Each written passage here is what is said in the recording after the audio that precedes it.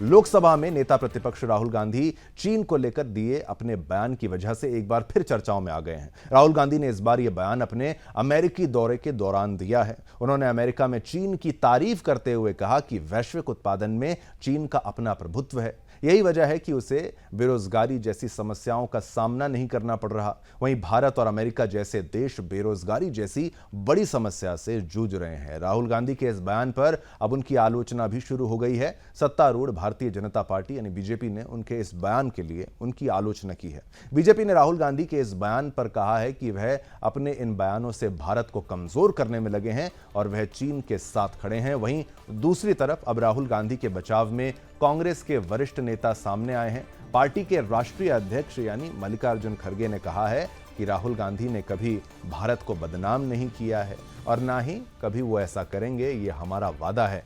वहीं अब राहुल गांधी के द्वारा भारत की आलोचना पर बीजेपी हमलावर हो गई है और राहुल गांधी के साथ साथ कांग्रेस पार्टी से भी सवाल कर रही है।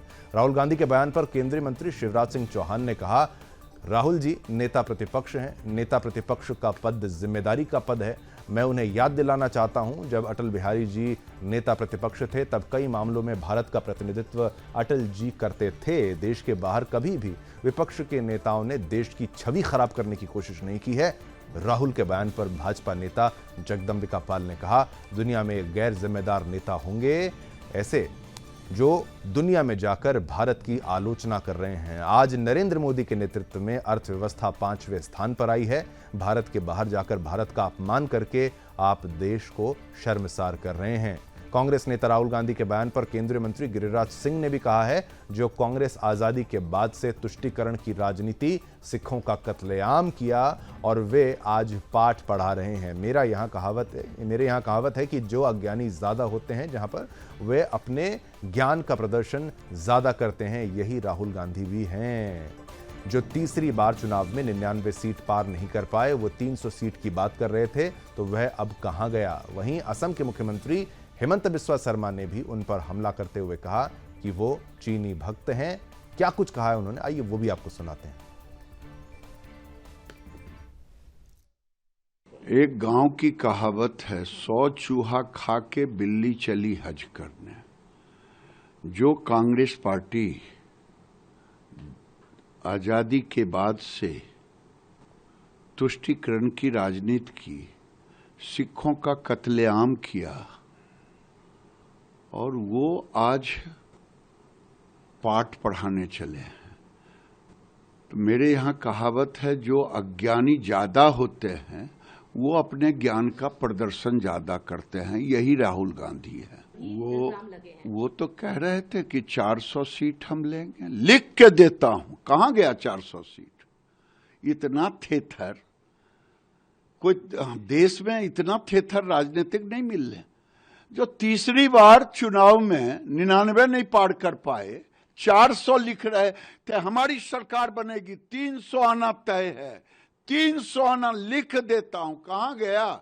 इसलिए इस थेथरोलॉजी का जवाब नहीं हो सकता। इसलिए इनके प्रश्नों का जवाब देना बिलो द बेल्ट अपने आप को ले जाना है। राहुल गांधी जी बहुत तरीका से चाइना को हमेशा प्रमोट करता है, ठीक है। तो ये जो आपको देखना पड़ेगा, वो हमेशा भारत को नीचे दिखाने का और चाइना को एक बहुत बढ़िया नेशन का हिसाब से प्रोजेक्ट करना चाहते हैं। लेकिन चाइना में डेमोक्रेसी नहीं है, चाइना में लोगों का रिलीजियस फ्रीडम नहीं है। क्या राहुल गांधी उनका बारे में भी कहीं कहीं जाके बोलते हैं? तो इससे हमारा मन में एक ही बात आते है कि कांग्रेस और कम्युनिस्ट पार्टी का बीच में जो MOU हुआ था, मेमोरेंडम ऑफ अंडरस्टैंडिंग, उनको खुलासा करना चाहिए। इसलिए क्या मेमोरेंडम ऑफ अंडरस्टैंडिंग में ये भी लिखा है कि राहुल गांधी जहां भी जाएगा चाइनीज को प्रमोट करेगा। तो ये समय है कांग्रेस पार्टी आगे आए और जो भी एग्रीमेंट चाइनीज कम्युनिस्ट पार्टी का साथ हस्ताक्षर हुआ था वो देश का सामने रखे। दुनिया में एक गैर जिम्मेदार नेता होंगे कि देश के नेता प्रतिपक्ष होने के बावजूद भारत की आलोचना कर रहे हैं भारत के कृषि, उनको जितनी आलोचना करनी हो भारत की पार्लियामेंट में करें, भारत के अंदर करें। आज ये बात सच्चाई है कि पिछले 10 वर्षों के पहले दुनिया में भारत की टॉप 5 फ्रेजाइल इकोनॉमी में गिनती होती थी, और आज नरेंद्र मोदी के नेतृत्व में अगर पिछले 10 वर्षों में टॉप 5 इकोनॉमी में आए हैं, 2027 में टॉप 3 इकोनॉमी में जाने की बात कर रहे हैं। उस समय जैसे लगता है चाइना के एजेंट के रूप में काम कर रहे हों। जिस तरह से पाकिस्तान की, चाइना की सबकी तारीफ करते हैं, भारत की अपने मुल्क की, अपने देश की बुराई करते हैं। भाई आप नरेंद्र मोदी जी कहते हैं कि जो भी मुझे कहना हो, मुझे गालियां भी देनी हो तो आप भारत में दीजिए, लेकिन भारत के बाहर जा कर के आप भारत का अपमान कर रहे हैं, ये देश को शर्मसार कर रहे हैं। और नेता प्रतिपक्ष का पद होता है जिम्मेदारी का पद। मैं राहुल जी को याद दिलाना चाहता हूं, जब श्रीमान अटल बिहारी वाजपेयी जी नेता प्रतिपक्ष थे,